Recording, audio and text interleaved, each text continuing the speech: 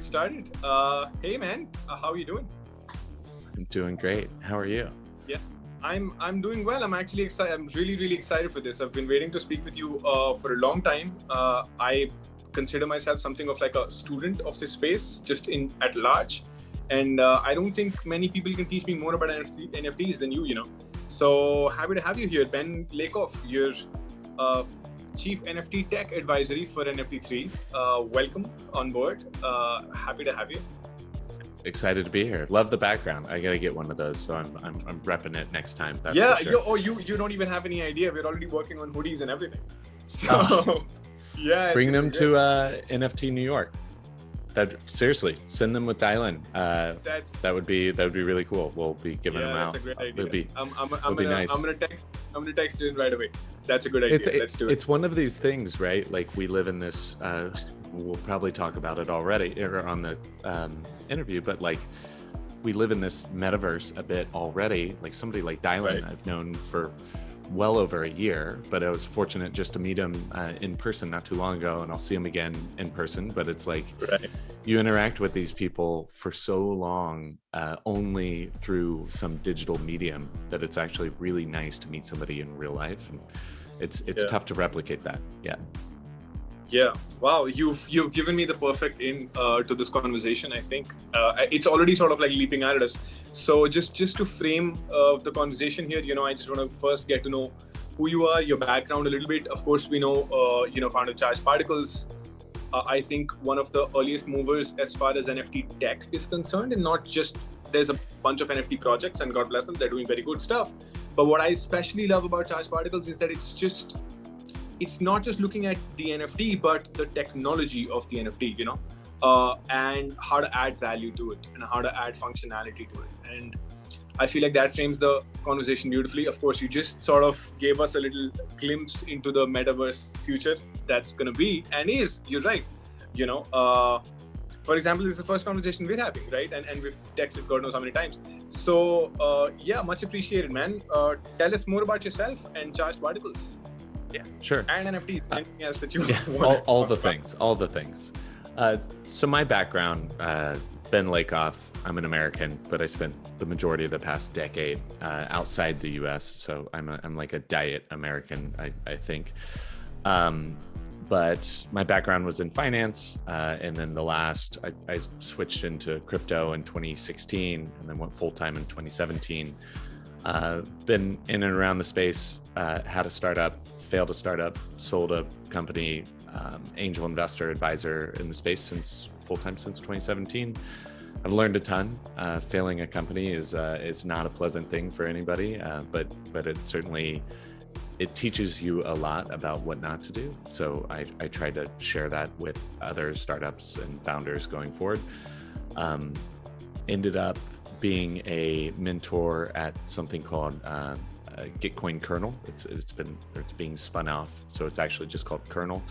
For any of the listeners that are interested in getting into Web3, highly recommend to check it out and link this maybe in the show notes. But a good way, it's basically like Y Combinator, but more like Burning Man vibes almost. I heard somebody describe it like that, and that's like the perfect description because it's philosophical about why Web3 is important and what this can do, and less about like, let's put $100 and try to 100x it in this early stage startup.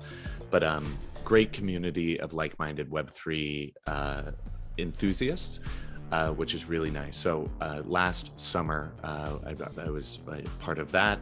I've been a mentor ever since, but in that I met Rob Secord, who was the original founder of Charged Particles. He's been dreaming about Charged Particles since 2019. So we got the Twitter username DeFi NFT, which was before DeFi and before NFTs in February 2020. 2020 is such an off year for me. Yes, it doesn't exist. It's fine. We've all forgotten about it. Yeah. So at Charged Particles, we're an NFT protocol that allows you to add digital assets to your NFT in a programmatic way. So some of these can be yield-bearing assets. So you can have a NFT that's yield farming multiple yield farms, all containerized within an NFT. So like you said, it's a very, very malleable, interesting, flexible technology that we're excited to bring to NFTs in general. Yeah. I think you've been a bit modest on the charged particles end of things. Frankly, let's take it there right away. Maybe we're jumping the gun a little bit in this conversation, but let's look into, say, 2 years into NFTs or into this time warp timeline that crypto has anyway. Or about which, sidebar, 2017, you're a veteran, dude. I mean, I've been in this space a year, and I have literally aged 10 years. I'm certain you're like 100 at this point. But well, so yeah, I'm 14. I just look a lot older. It's from working.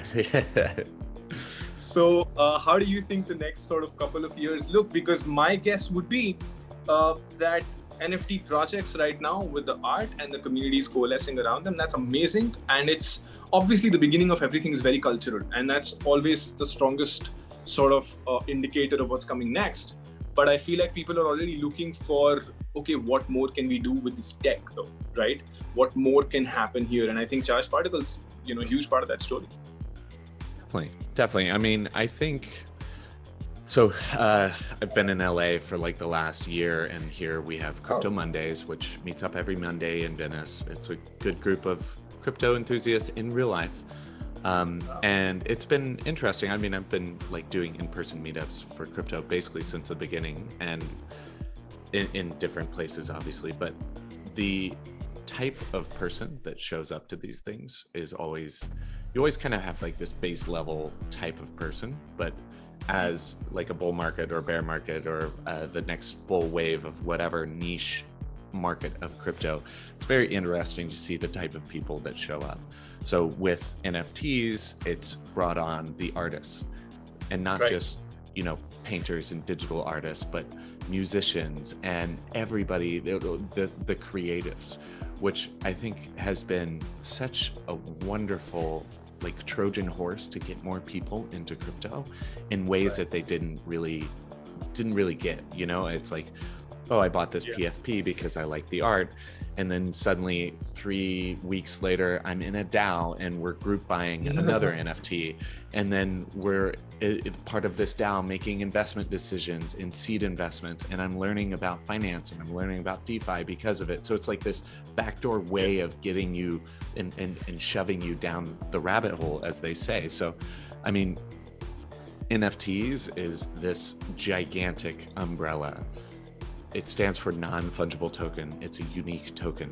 So it's like, it's almost easier to say what is not an NFT than what is an NFT. An NFT is like a JPEG. Yes, it's totally a JPEG. It's any media file, digital media file that is now tied to this unique token.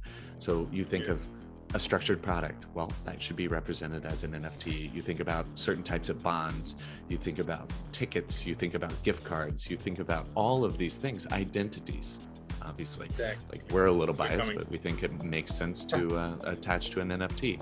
So it is this kind of all-encompassing umbrella that it's almost a cheat code to say NFT, because I mean, the sub-niche within NFTs of just digital art is gigantic. Just in-game items, also gigantic. Just Metaverse, also gigantic. And then you have all of these other ones, like the classified as like the financialization of NFTs, which are even more even larger than like all of these other categories. So there's a lot within NFTs. So it's an easy space to get excited about, and it's an easy space to get involved with, because if you're a gamer and you just love games and you think blockchain offers this true ownership possibility and peer-to-peer transfers and all of these things, and uncensorable everything, well, you can get super excited about some little niche within the, not so little, but space within the NFT market. Yeah, not little at all. I think I agree with basically everything you said. I feel like one very easy way of bringing up NFTs philosophically is just the idea of ownership.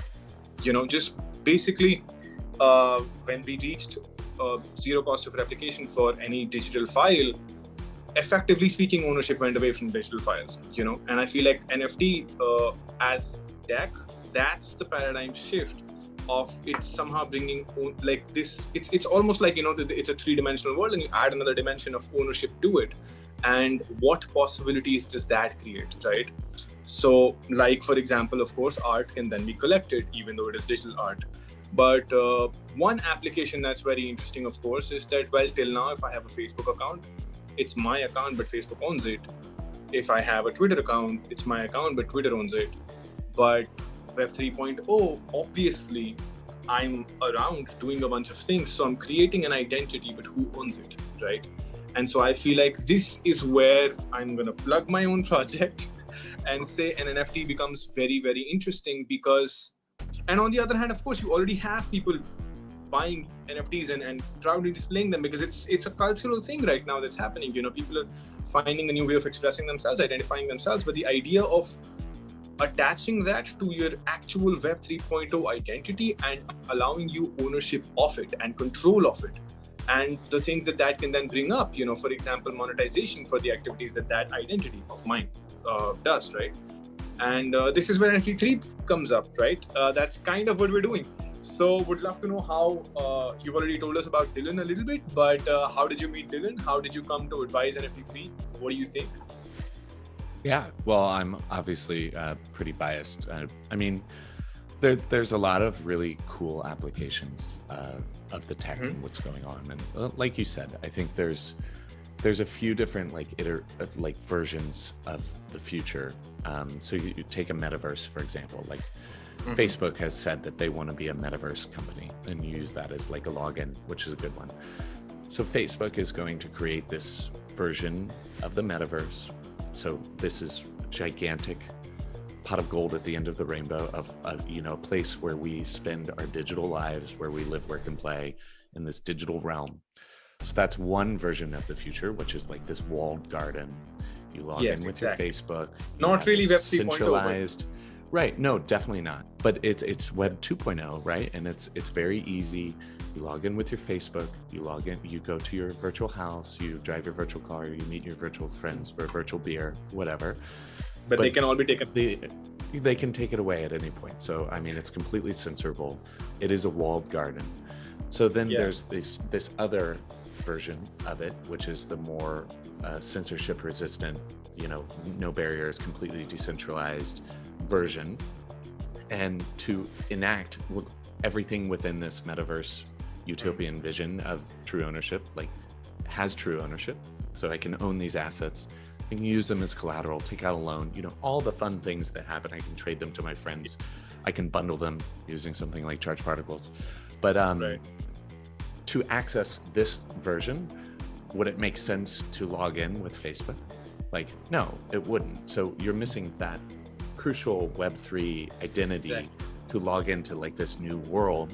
And that's exactly what NFT3 is trying to do, which gets me very, very excited. So that being said, DIDs and Web3 identity, Web3 passport, these things, this is a difficult problem to solve. It's not an easy one. It's not as easy as just saying, I buy an ENS domain with my name and that's my ID and I can log in. That's one version, and that will work, but it has some inadequacies, and that's where I think NFT3 is really thinking through this in a unique way.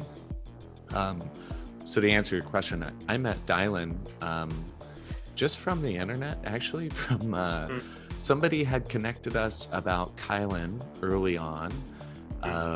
And we started talking about that. So I got involved with Kylan kind of early days as an advisor.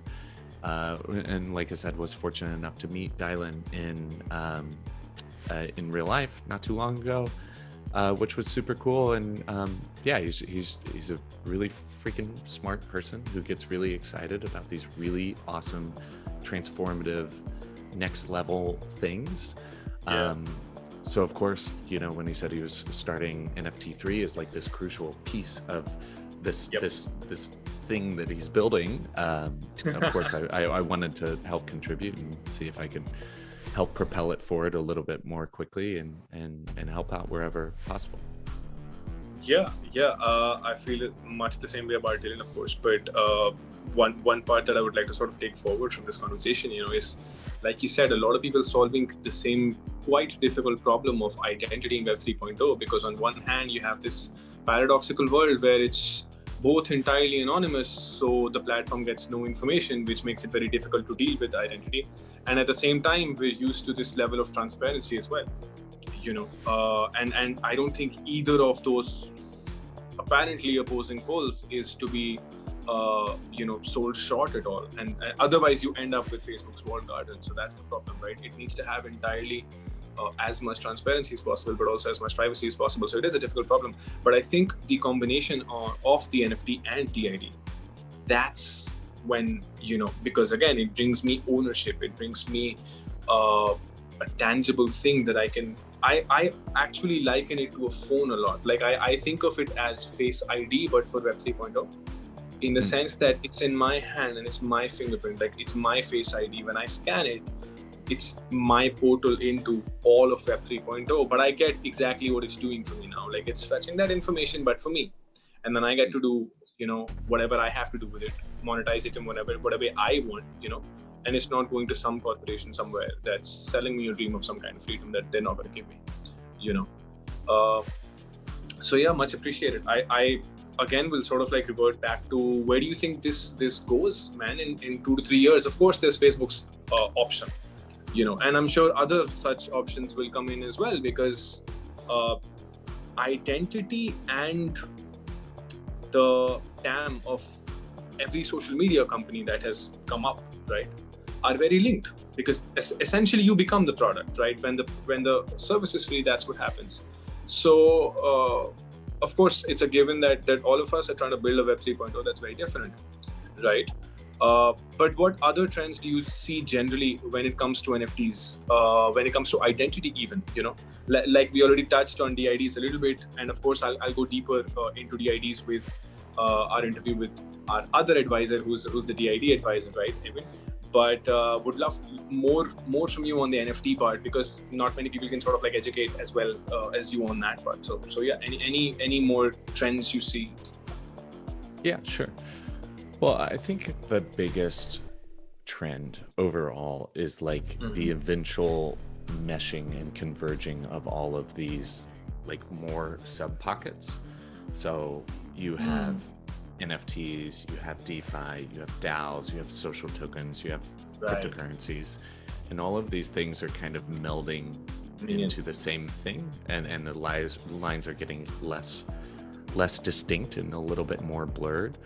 So I think that's kind of the macro trend overall of all of crypto. So knowing that NFTs are like this own little section, and bubble of sorts into all of these other ones is very important to think about.